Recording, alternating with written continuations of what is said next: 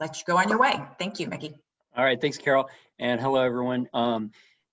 Thank you to the CPOA for providing this opportunity for us to share kind of our experiences as we go through kind of an unprecedented time with this.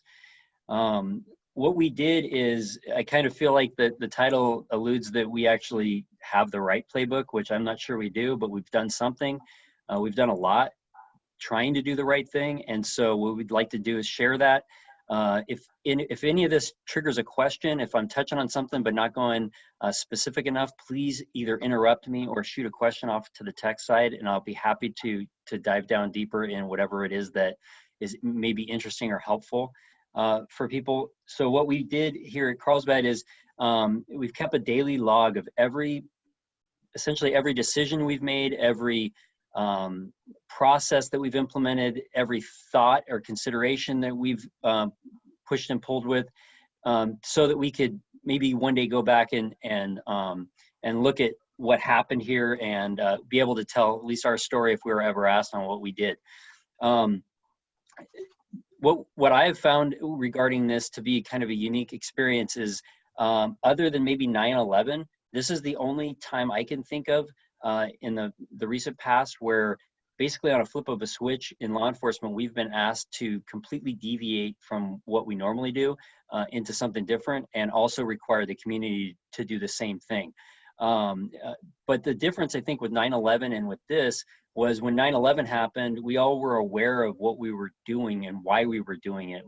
We were all aware of what our dangers were. We were aware of why we were asking our officers to do different things and why we were asking the community to do different things, because we all saw it and we all appreciated it. And I think this was a little bit different in my opinion, because it's requiring similar diversion of activity by us and by the community, but it's not as clear as why. And it definitely wasn't as clear as why when we first were starting to do this in the early March time period. A lot of it was preventative, a lot of it was predictive, but it actually hadn't happened. And so I think that this is a unique experience for all of us in directing our departments in different directions and working with the community, requiring different things from our community when the why isn't as clear as it has been with other times we've done this. So coming from that perspective, one of the first things we did at Carlsbad PD was there was initially, almost like with law enforcement, there's always it seems to be a desire to immediately start launching into objectives and strategies on things we should be doing. But what we tried to do is take a step back and figure out what it is we need to do. What is our mission? What is going to be the guiding thing that's going to keep us on track, to keep us from going down rabbit holes, to keep us from going too far astray or focusing too much on one thing and not on another. And so what we did is we came up with a very simple mission statement to get us through the early stages of decision making. And that was, our mission was to maintain redundancy of personnel so that we can maintain our 911 services and basic investigative duties in the event that we get people that are sick in our department.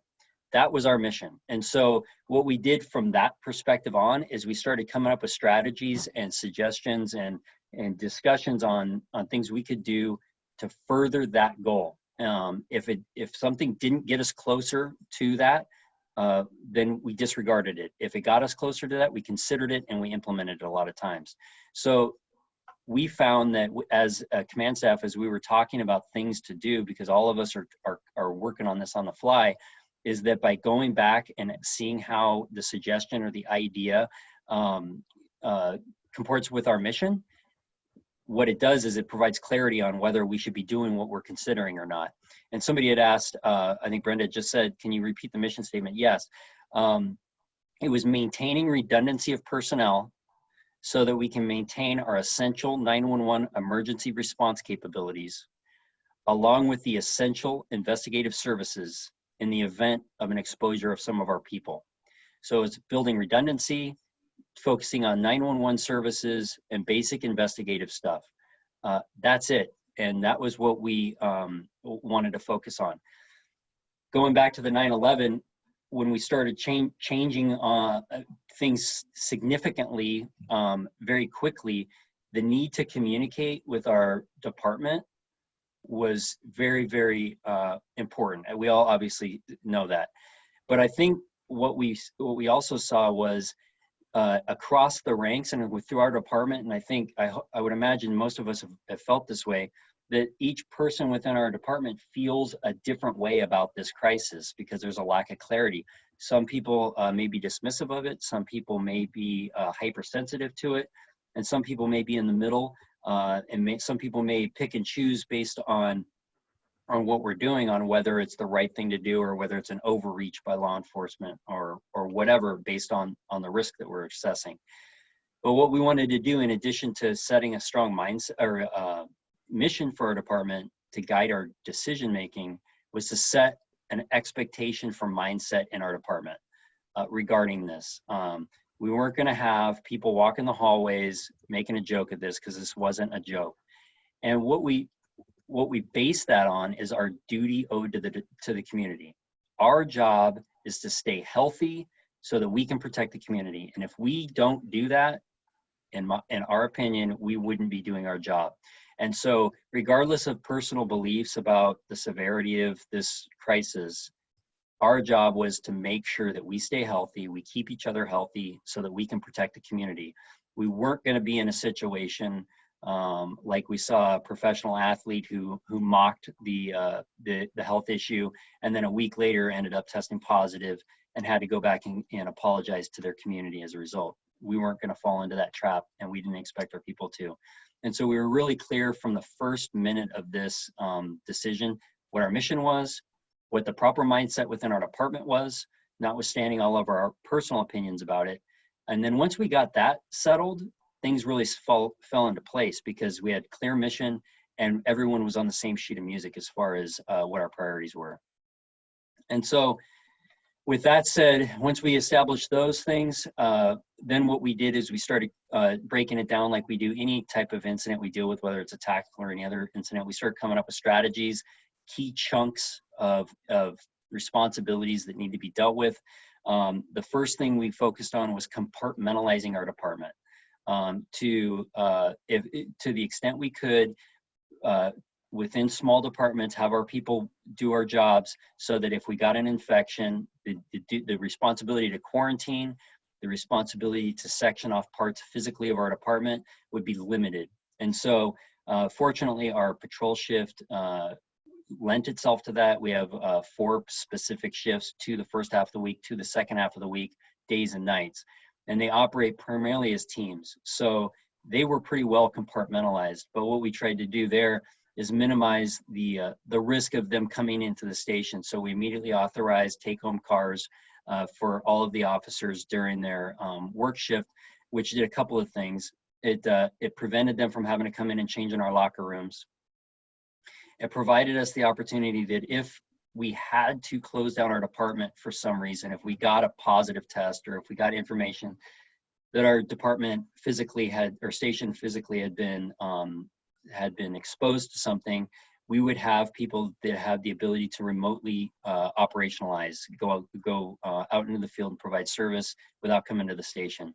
So that was a pretty simple thing from the patrol perspective. A little more complicated was our detective division.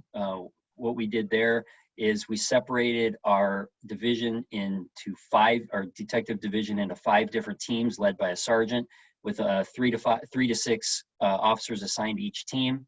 And what that did is it provided us teams that we could deploy. So for example, if we need to backfill one of our patrol shifts because we had an illness or an outbreak of some sort, we could pull from a specific team and plug them into a patrol shift, and that was the plan there. At the same time, what we did is we had each of the 5 teams work from the station 1 day a week. The other 4 days a week, they worked remotely.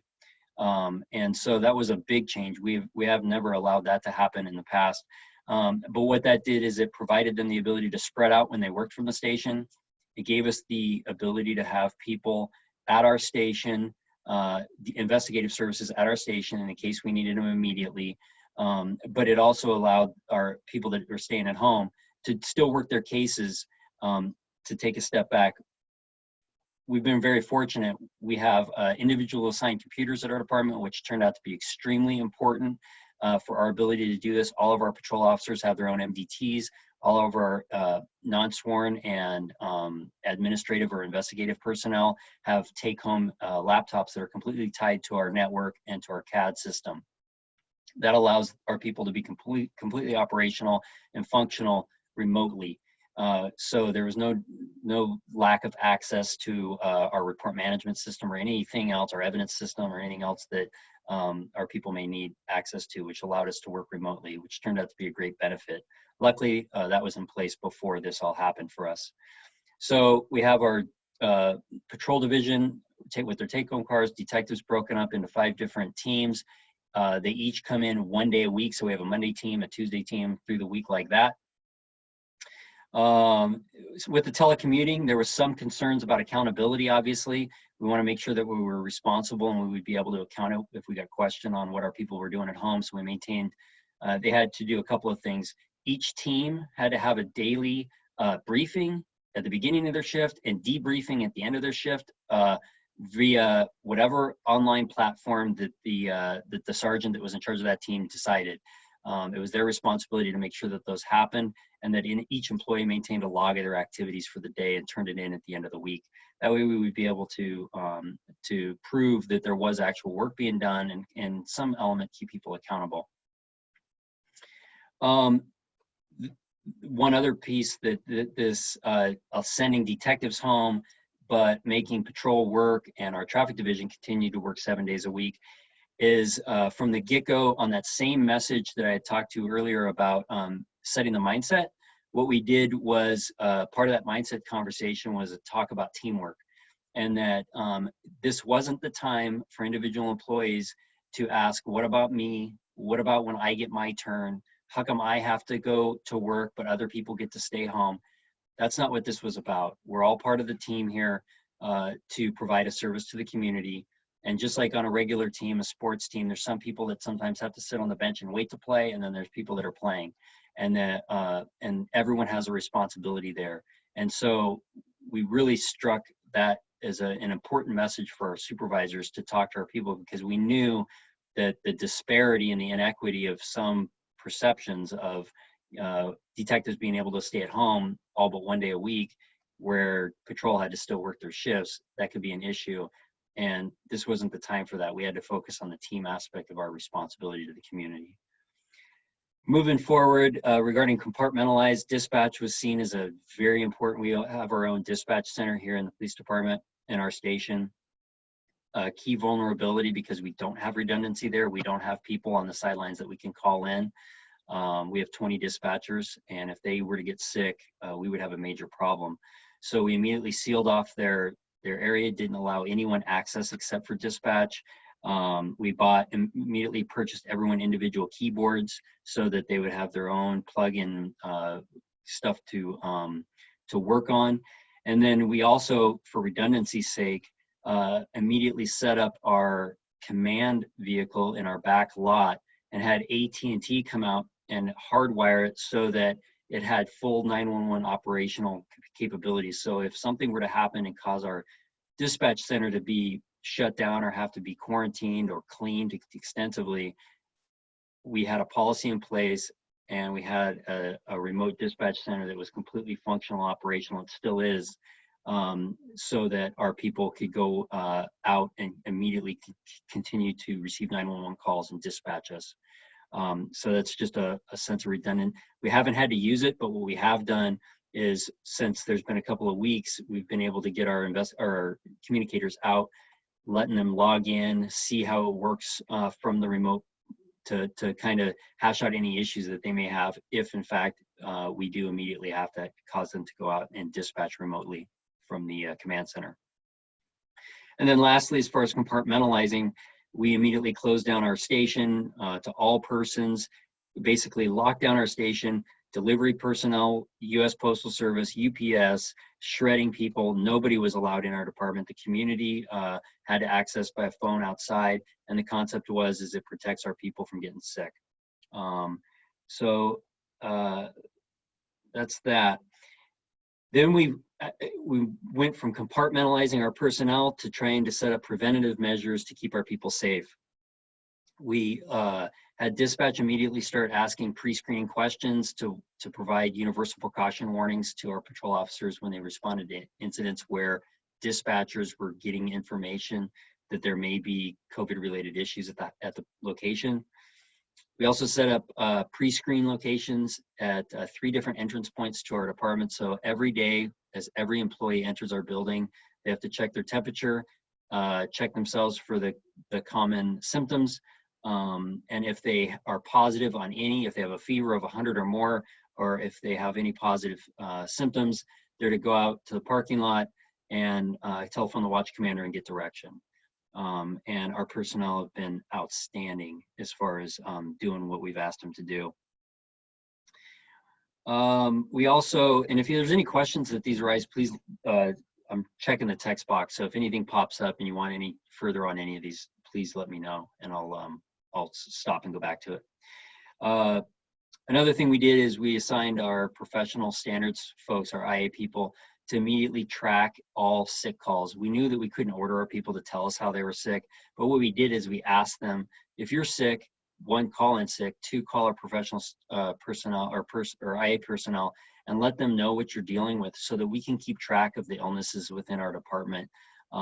We also could facilitate testing for the first responders. We've had 3 of our employees tested and none have been positive. So we've been really fortunate with that. We also outfitted with all the essential N95 and goggles and that sort of thing. We were really fortunate in that also. Over the last year prior to this, we had issued fentanyl kits and brush fire kits, separate kits to all of our sworn personnel. Each one of those kits, the fentanyl and the brush fire, had goggles, N95 masks, and either turnouts or protective clothing. So fortunately, our people immediately had those type of equipment at their disposal in their vehicles because they had already been issued.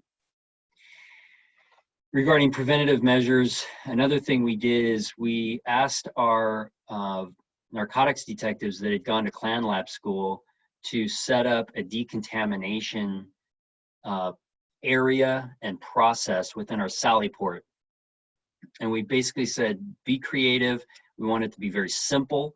We want it to be logical so that when one of our officers is out in the field and either feels like they've been exposed or just want to decontaminate themselves for personal reasons, there'd be an area for them to do so, set up with the proper equipment and cleaning materials for them. And our detectives did a great job. They went to Home Depot and they set up some areas so that there's a lot of privacy for the people involved in it, clear signage, and everything that people would need to be able to take off all of their equipment, sanitize it, get into clean clothing, and move on. What we also did in addition to that is we contracted for a mobile shower trailer that's got 2 showers and restroom setups that are set up now adjacent to our decontamination area, so that if anybody in our department wants to, in a sanitary way, take off their clothing, take a shower, and then put on clean clothing, they're able to do so in the Sally Port area, utilizing the decontamination area and the trailer without coming into our department and exposing our department to whatever it is that they are washing off or concerned about. Another thing we did is we went out and quickly established a contract with a professional cleaning company that was outfitted to sanitize our department. Because of the shifts, like I had described, where we have a first half of the week and a second half of the week, what we did is we have the cleaning company come on Wednesdays and on Sundays, which allow them to clean the multi-use areas, the areas that our patrol officers may use within the department and our locker rooms, to thoroughly clean those areas, and all the vehicles that aren't being used. We clean night watch cars one time a week, day watch cars another time once a week.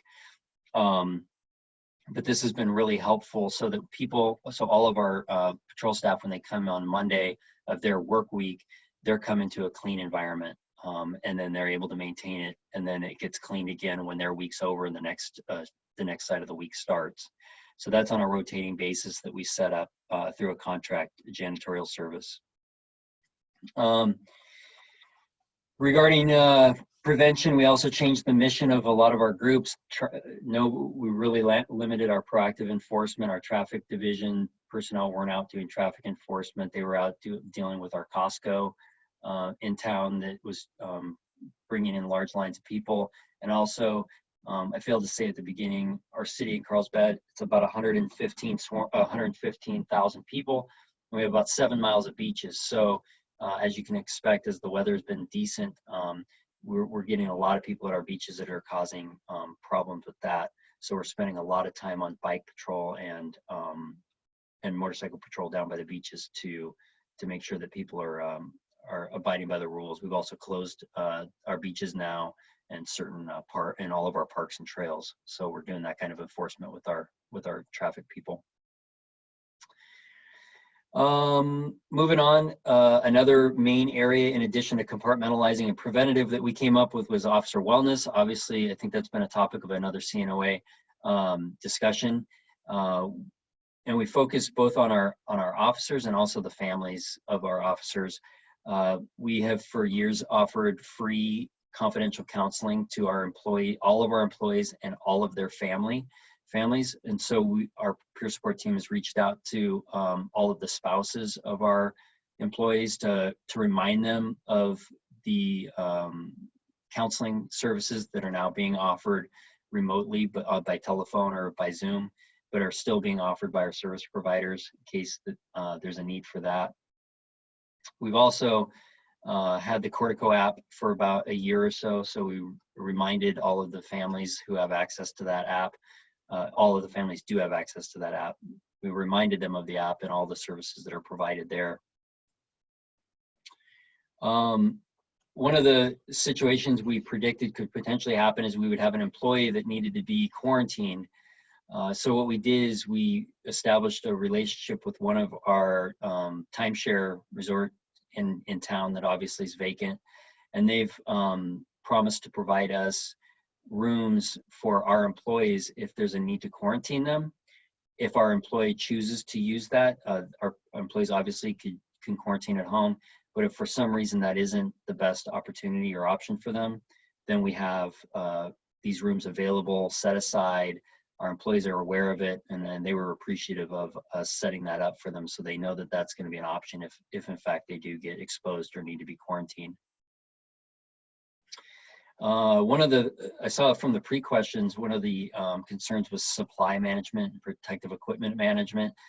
That's been a challenge, I think, for everybody. We've assigned a lieutenant, a sergeant, and a community service officer to consistently maintain that, to go out and procure stuff that we need, and to maintain an ongoing log of what we have. And then that's a subject of a daily briefing that we have on our supplies. And that goes into our next main heading, which was department communications. So I touched on the clear mission statement, setting the right mindset from the get-go, setting the teamwork expectation.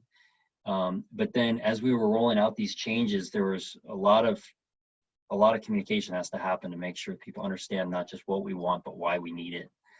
And so what we did is we set up a couple of regular repeating forms of communication that seem to work pretty well.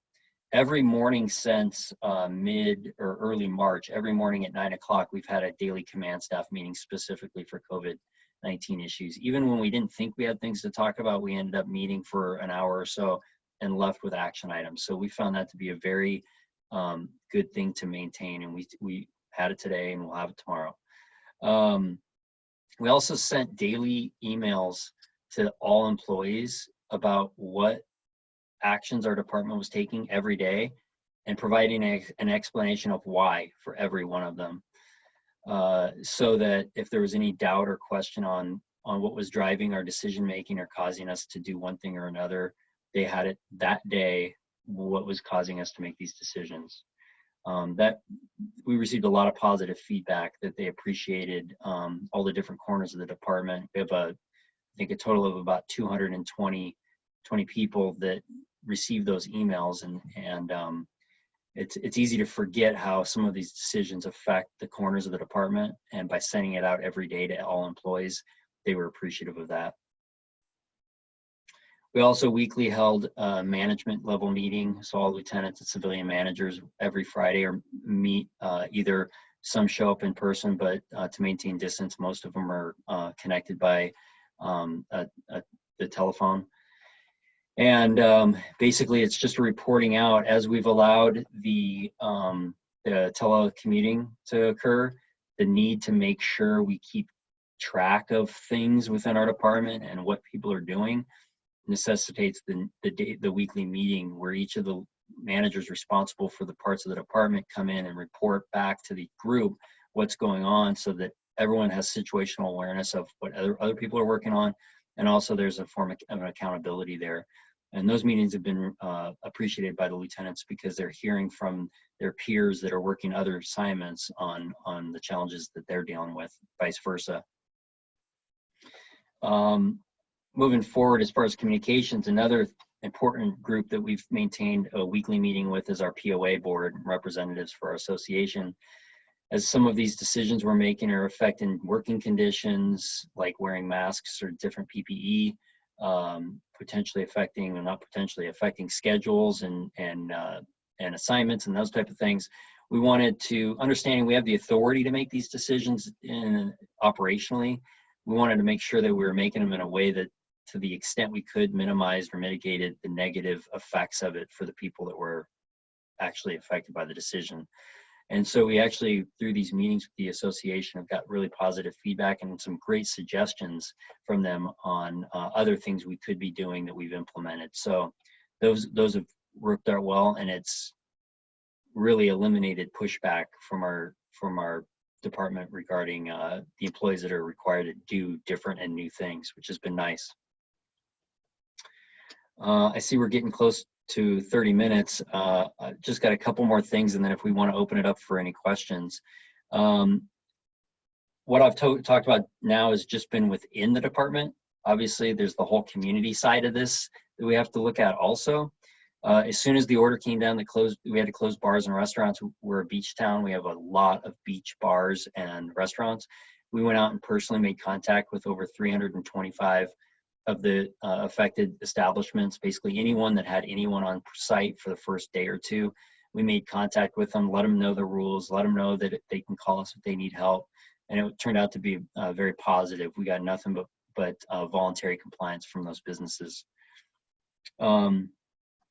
Also, one of the things that happened in our city while this all went down was the county essentially took over half of a hotel and used it as a place to house at-risk homeless.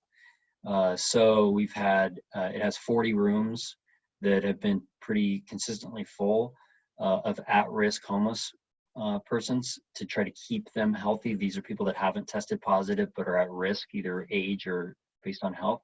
But that's provided a whole nother challenge on providing police services to an environment like that, which we otherwise had never had. Our homeless outreach team has taken the lead on that. If you happen to have anything like that in your community or coming to your community, I would definitely refer you to our homeless outreach sergeant, who can tell you what he's learned through that process, which has been a lot. Just a couple of other points regarding the community. We have a state beach, we have 7 miles of beach, about 6 miles of it is state beach. So we have the park rangers in our area, and we have a great relationship with them. What we've done through this process is we've assigned one of our lieutenants to be a state beach liaison. Every single day that lieutenant's tasked with making contact with the state lifeguards and rangers to make sure that we are on the same page that they are regarding enforcement, any issues that they're dealing with, anything we can do to help them out, so that we make sure that the community's getting the same message from law enforcement, whether it's a park ranger, a state ranger, or one of our officers. And that's been very helpful in smoothing out little bumps in the road as we all try to deal with these different changing circumstances on the fly. I saw on one of the other chats, the conversation of relying on municipal codes instead of the health and safety or the government code sections for enforcement. That's what we have done, and it's worked really well. Our municipal codes, like for the closure of our beaches, parks, and trails, are very clear. We post them well, and we've been out and we do a lot of education. So if we're doing any enforcement, it's as a result of a violation of a municipal code of entering a closed area. It's not we have not enforced the government code section because we find that the municipal code section is much clearer for us to enforce. And I know that was a topic that came up on another chat. I'm just looking at my notes. There's two more points and then questions if you got them. One of the issues we dealt with also is clarity of definition of words through this. So the term exposure, the term of decontamination, what a mask is for our employees and also for the community those words are thrown around, but there isn't a lot of clarity on them. And so what we've tried to drill down is make sure that when our people are talking about those things, we all understand what we're saying. What we found was a great resource was a Homeland Security Supervisor decision matrix regarding potential exposures. If you're wrestling at all with what should I do if one of our people are in close contact with somebody that's sick or that had COVID? Do I quarantine them? Do I not? It's a one-page decision-making matrix that is very clear, really helped us out as far as that goes. And I would absolutely, I can forward that to anybody that might want it. But it's a great resource as far as that goes. And then lastly, what we've done is also kept a log of everything that we're going to need to demobilize from this.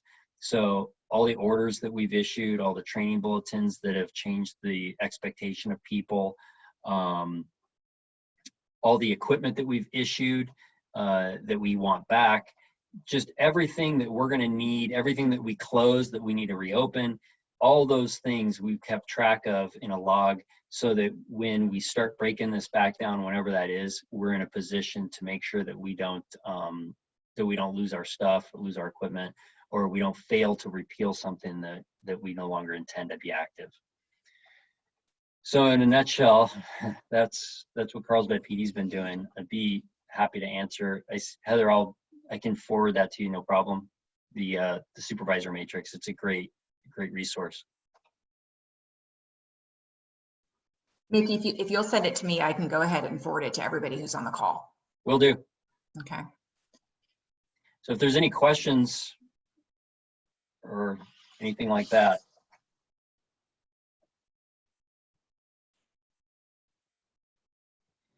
So there's a question when I'm sorry, what's the SIP is lifted? How will it change department operations as, the shelter in place, got it. How will it change department operations as the concern for our employees will remain? My answer to that would be we've established operational expectations regarding PPE wearing. We did it with the POA to try to provide flexibility. Our people work 12-hour shifts, so we don't expect them to wear a mask for 12 straight hours. We also want to make sure that our expectations are consistent with our ability to provide for the supplies. So I don't see if the shelter in place were to be lifted, we would change our expectation regarding the use of PPEs and protective equipment. We've also provided direction to our people about trying to minimize the transports of prisoners. If they do transport a prisoner, they don a mask, and every prisoner wears a mask. So we've kind of set up a structure to try to do our police job as safely as possible. We're doing a lot of telephone reports, online crime reporting. Our officers are actively asking dispatch to request that people come out of their residence to talk to us instead of going into the residences. So those actions are already in place. So I don't think if the shelter in place were lifted, it would necessarily change our operations because we've tried to set it up to be as safe as possible the way it is. Has the agency started conversations though on what will occur when shelter in place begins to get lifted? Well, it's actually it kind of opens a question that we kind of want to, that we've been talking about, that actually before that happens is just the, and I'd be interested to see what people on this chat say, is that one of our concerns is we feel the pressure in the community regarding a frustration, especially along the beaches. People want to get out and about, and there's frustration of being told no, that they can't, and the pressure building, both in the community, the business community, and the people that live in our city. And one of the things we're trying to talk about and plan for is, what are we going to do if we get to the point where there isn't the compliance anymore to it? So before the shelter in place is lifted, what are we going to do if the community or the businesses choose not to shelter in place? And how is that going to look like as far as enforcement goes and that sort of thing? I'd be interested. We don't know the answer on that one yet. I'd be interested to see what other people think on that. We're trying to be creative on ways to let the community know we're hearing their frustration while maintaining for the health of the community. But we expect that's going to be a challenge if this continues for an extended period of time. Well, I'm going to actually use that as a great segue to say that, as I mentioned in the beginning, we're going to have a speaker next week talking about that disillusionment phase. And perhaps that's a whole other conversation to set up for a future leads conversation. So that would be great. I want to thank you again, Mickey. This was really great. You did a great job. I think you provided some awesome information, and we will be posting this so that we can share it far and wide. And if you get me that form, I will get it sent to everyone. And so thank you, and everybody stay safe and have a great day. Okay, will do. Thank you.